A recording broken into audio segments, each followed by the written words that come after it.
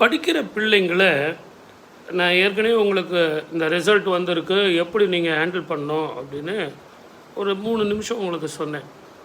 ஆனால் பொதுவாகவே பார்த்தீங்கன்னா இது காம்படிஷன் வேர்ல்டு. உங்களுக்கு தெரியாத நான் என்ன புது சமாச்சாரம் ஏதாவது சொல்ல போகிறேன்னா என்ன, என்னை விட உங்களுக்கு நல்லா தெரியும். ஆனால் இந்த பிள்ளைங்க வந்து படிக்கும்போது பார்த்தீங்கன்னா நல்லா ஞாபகம் வச்சுங்க சார், நம்ம படித்ததை விட என்னுடைய மகன் படித்ததை விட என்னுடைய பேர பிள்ளைங்க அப்படி படிக்கிறாங்க, பயங்கரமாக ஸ்கோர் பண்ணுறாங்க. அந்த செல்லு டிவி மாத்திரம் இல்லைன்னு வச்சிங்களேன் 110 மார்க் எடுப்பாங்க. என்னுடைய பேரன் ஒருத்தன் இருக்கான், டீச்சரே சொல்கிறாங்க மேக்ஸில் டவுட் வந்தால் நான் அவனை தாங்க கேட்பேன்னு.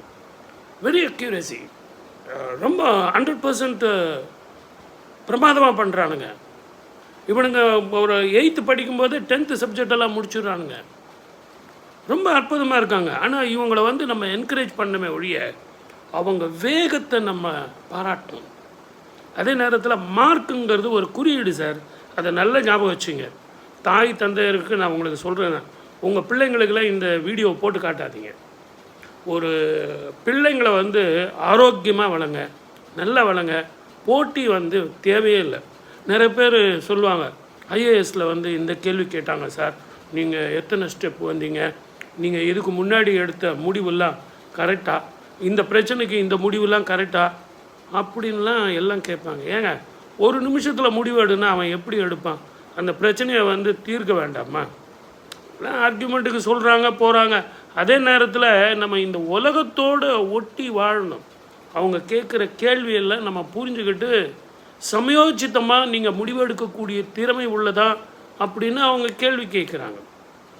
கோபம் வரக்கூடாது, ஆத்திரம் வரக்கூடாது, இதையெல்லாம் உங்களுக்கு அவங்க கொண்டு வராங்க. இப்போ ஒரு கேள்வி கேட்குறாங்கன்னு வச்சுங்களேன், அந்த கேள்விக்கு இதெல்லாம் ஒரு கேள்வியா, இந்த பொறுமைக்கு தான் உங்களை சோதிக்கிறாங்க.